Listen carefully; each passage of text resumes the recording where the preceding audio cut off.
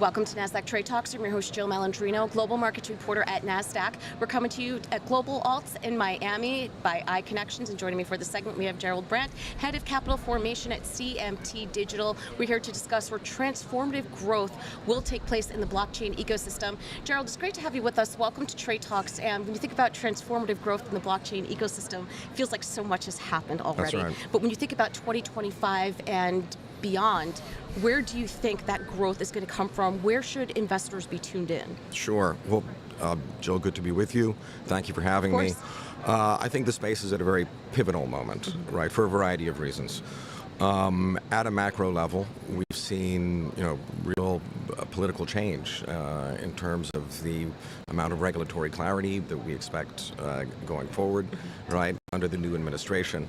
There have been, many key appointments that are constructive on the space. So we've kind of shifted from an environment where the government wasn't always constructive on the space, and that's going to have implications in a variety of ways. And that means, for example, the comfort level of money center banks and traditional financial institutions to engage with the space, to IPO companies in the space, acquire companies in the space, right?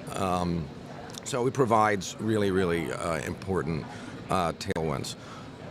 Separately from that, we have, the innovation side and everything that's going on there, right, where fundamental value is increasing in areas like decentralized finance, right? So, when I began in this space in 2018, DeFi was just really getting started. It was more of a thesis. Part of that thesis was that decentralized finance, would be transformational and disruptive to TradFi as the internet was for information exchange via smart contracts, which you can think of course, programmable money.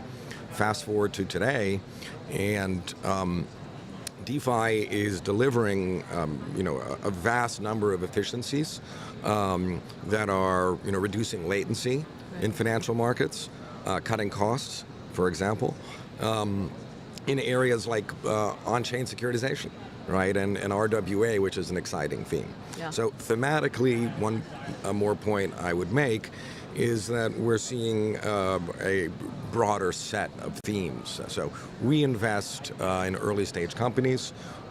We are one of the original VCs in the space. And if you look at the portfolios that we've built over time, the core themes in the earlier years were opportunities around infrastructure and payment solutions, B2B, B2C. Those remain key themes. But today, you have opportunities on the Web3 side, in emerging sectors like DePIN, right? Areas like gaming, and then a wide range of consumer applications. Right. It's interesting, you mentioned 2018, and to parallel that, I started covering the space in 2018, so it's kind of a long time when you think about it from the media perspective, and I will tell you, whether, through the regular course of coverage on the show or through conferences like this, the way the conversation has matured, where it's no longer the ethos of, the tech, the designing, the engineering, and the others, right? It's this marriage of DeFi, TradFi, the integration, user experience, the familiarity behind all of it, but to your point, when you think about blockchain, the ecosystem itself, it's not just for DeFi or financial services. You're seeing all these different kinds of applications. Yes. And the conversation really has matured where the framework around it is a necessity, not something that's nice to have, which is why the industry is advocating for it. But, to your point, seeing how it's evolved, from just one application to multiple applications, I think is a game changer. No, very much so. The speed at which innovation moves in our space is really phenomenal, right?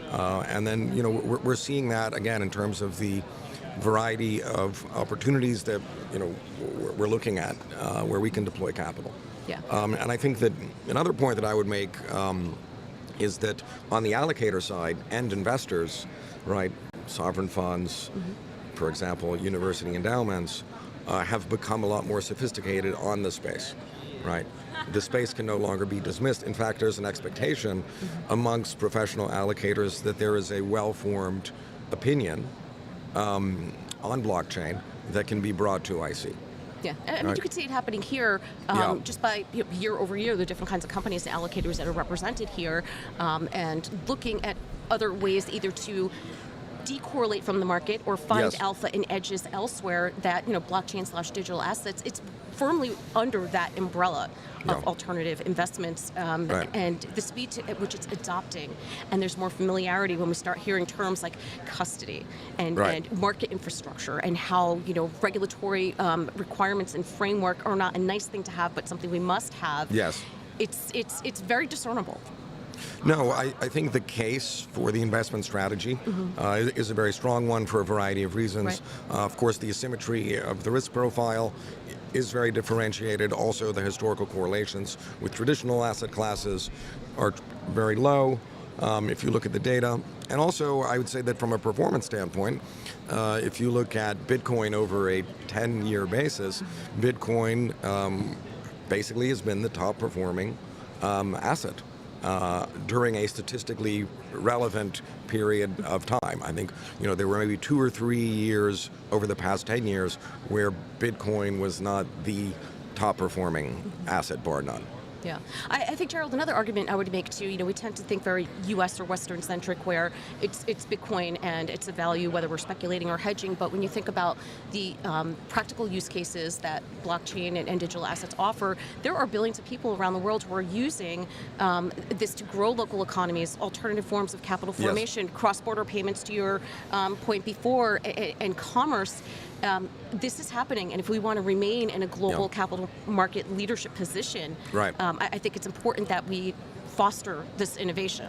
Right, and actually, to that point, the White House issued an executive order very much specifying, leadership in crypto as a strategic goal for the United States. So that goes to show the degree of commitment, in the executive branch. I would also add that, on the legislative side, there's very strong bipartisan support now to pass legislation, which is very key in terms of, for example, stable coins, which are absolutely booming, right? So it'll be interesting to see, a year from now, what our conversations look like. And of course, it's, the execution of policy and how that framework takes shape. But certainly it is moving at a rate of speed, like you had mentioned before. We appreciate your insight. Thanks for joining us on Trade Talks. And thanks for joining me from Global Alts. I'm Jill Malandrino, Global Markets Reporter at Nasdaq.